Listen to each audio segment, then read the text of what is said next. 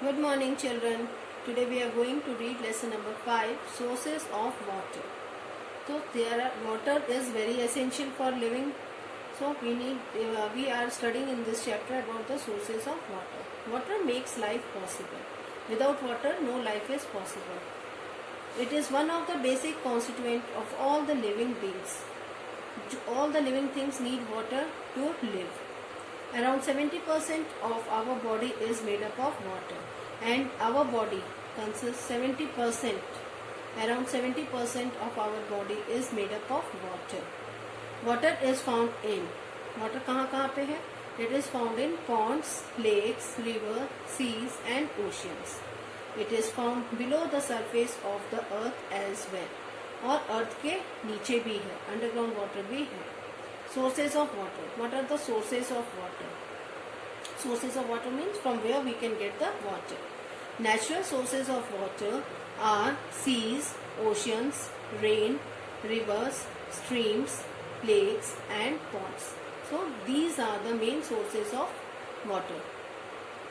Oceans cover more than 2/3 of the earth's surface.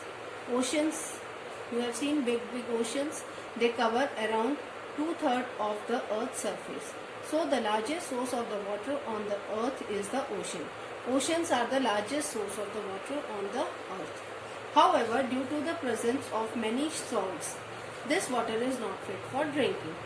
We get a large quantity of water from oceans, but this water contains a large quantity of salt. So this water is not fit for drinking. We know that the higher parts of the mountains are covered with snow, and the mountains we see, they are covered with snow. During summer, the snow of the mountains melts and changes into water. What do we see during the summers? What happens? The snow on the mountains melt and they change into water. This water comes down in the form of streams and rivers. And now this water comes in the form of streams and rivers. झरनों के रूप में और पानी के रूप में ये पानी पहाड़ों पे से, माउंटेन्स पे से मेल्ट होके नीचे आ जाता है. स्नो मेल्ट होती है and it form streams and reverse. Rain is the main source of water on the earth. Main source of water on the earth is rains. We get most of the water from the rain. Rainwater is the purest form of natural water. Rainwater is the most purest form. बहुत ही pure water होता है ये. When it rains, some rainwater goes into the ground. जब बारिश होती है तो बहुत सारा पानी जो होता है वो ग्राउंड के अंदर पेनिट्रेट हो जाता है, डीप इनसाइड द अर्थ चले जाता है. This water is called the underground water. And what do we call? We call this water as underground water. It can be brought to the surface with the help of wells, tubewells and hand pumps. और ये कैसे आ जाता है? How can we get this underground water? We can get this underground water with the help of wells, tube wells and hand pumps. People in the villages dig wells to bring underground water to the surface. और जो लोग गांव में रहते हैं वो क्या करते हैं? कुएं खोदते हैं और इससे क्या होता है? ये अंडरग्राउंड वाटर जो होता है वो ऊपर आता है. They can use this water. In some places the underground water is very deep. और कहीं कहीं पे ये अंडरग्राउंड वाटर जो होता है वो बहुत गहराई से होता है. So holes are dug into the ground and the tubes or the pipes are sunk in them. तो ये अंडरग्राउंड वाटर जो बहुत डीप है उसको कैसे निकालते हैं? तो यहाँ पे ये बहुत सारे ट्यूब अंडरग्राउंड को डग करते हैं, खोदते हैं और वहाँ पे पाइप्स और ट्यूब्स लगा देते हैं और उससे ये पानी खींचते हैं. अंडरग्राउंड वाटर ऊपर लाया जाता है. Water is brought to the surface with the help of pumps. And water अब कैसे आता है? पंप से आता है. These pumps are run by electricity. और ये बिजली से भी चलते हैं, इलेक्ट्रिसिटी से भी चलते हैं. These wells are known as tube wells and these wells are also known as tube wells. Water from the tube wells is used mainly for drinking and irrigation purpose. और ट्यूब वेल से जो पानी आता है वो irrigation के लिए और पीने के लिए काम में आता है. Hand pumps are used in places where electricity is not available or where people cannot afford to use electricity. Hand pumps कहाँ पे यूज होते हैं? जहाँ पे इलेक्ट्रिसिटी अवेलेबल नहीं होती वहाँ पे हैंड से पंप को चला के यूज करना पानी आउट करना पड़ता है. And where the people can not afford the use of electricity. Now tube wells, you can see in this diagram, tube wells, hand pumps. Pumps are used to take out the underground water, and these are the wells. So you have to draw these three diagrams in your notebook, sources of underground water. These are the sources of underground water through which we can get the underground water. Okay. Draw ponds, lakes and rivers and sea and waterfall also provide us with water. So ponds, lakes, river, sea, all the waterfalls, they also give us water. However, this water is full of germs. This water is not pure form of water. These have germs and various impurities in them. So it is not safe to drink. So this water is not safe to drink. This water is purified and filtered to make it fit for drinking. This water we use by purifying it. Okay? This water is purified and filtered to make it fit for drinking. Evaporation. Now what is evaporation? The change of water to water vapor due to heating is called evaporation. When water is heated, water vapors, it becomes water. When water is heated, the water changes into water vapor. Okay? And this process of change of water to water vapor is called evaporation. There are many factors that affect the process of evaporation. So what is evaporation? The change of water to water vapor due to heating is called evaporation. You can see when your mother cooks food, she boils the water in a pan. So after some times what do we see?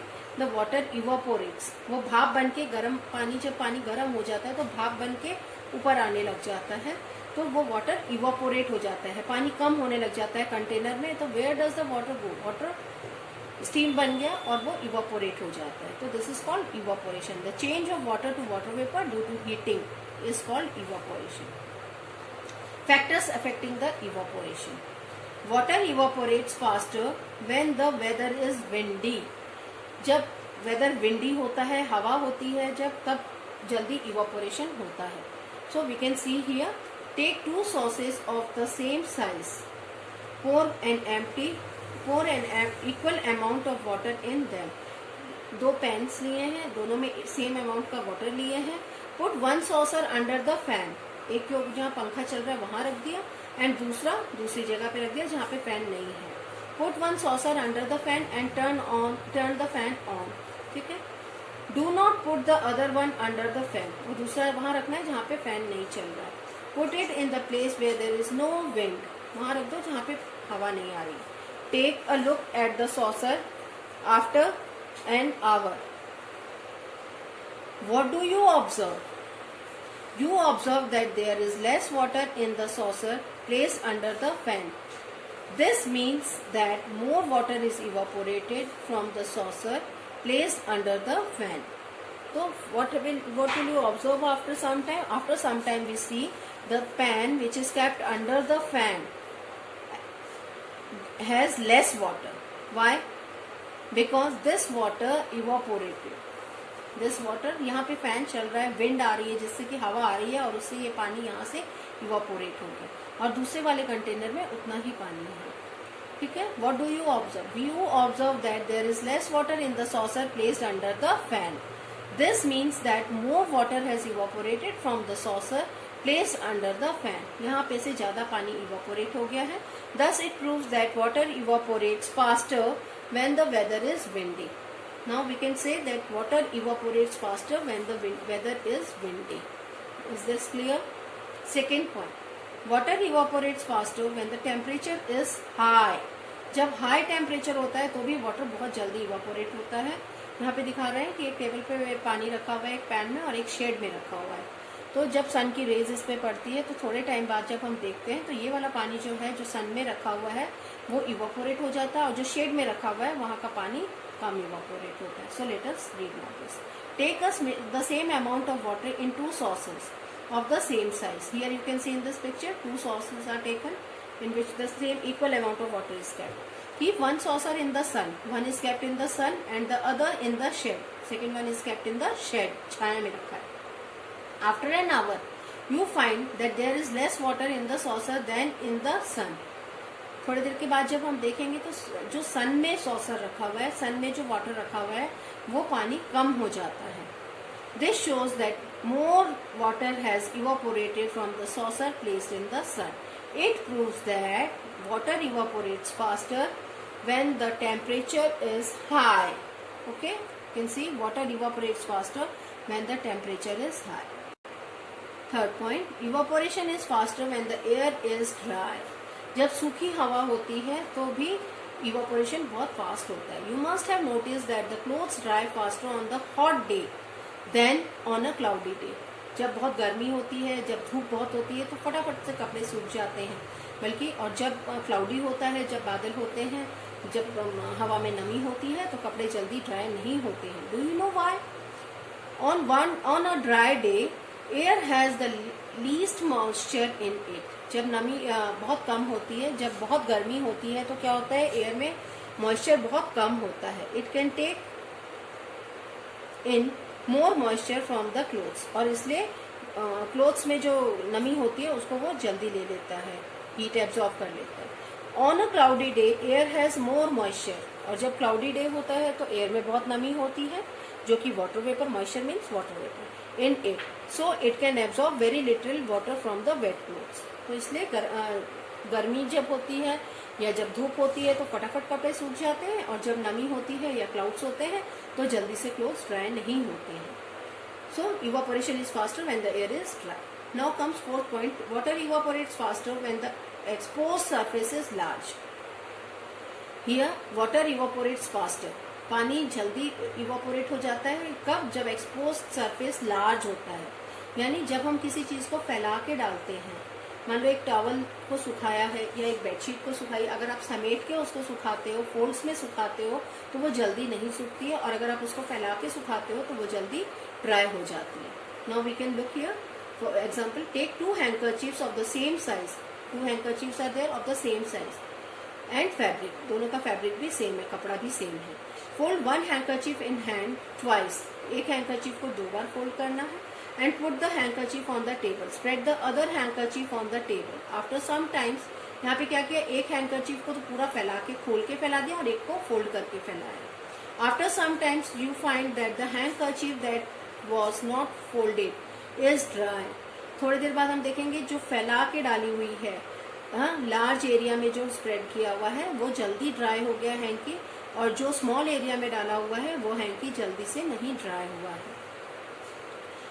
After some time, you find that the handkerchief that was not folded is dry and the one that is folded is still wet. और जो fold किया वो अभी भी गीला है.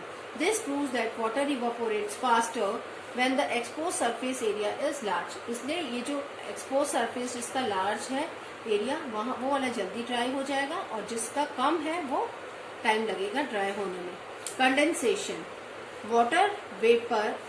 When water vapor becomes cool, it changes to water. जब what is condensation? जिस प्रोसेस से water vapor water में change हो जाता है, that is called condensation. So here it comes, when water vapor becomes cool, it changes to water.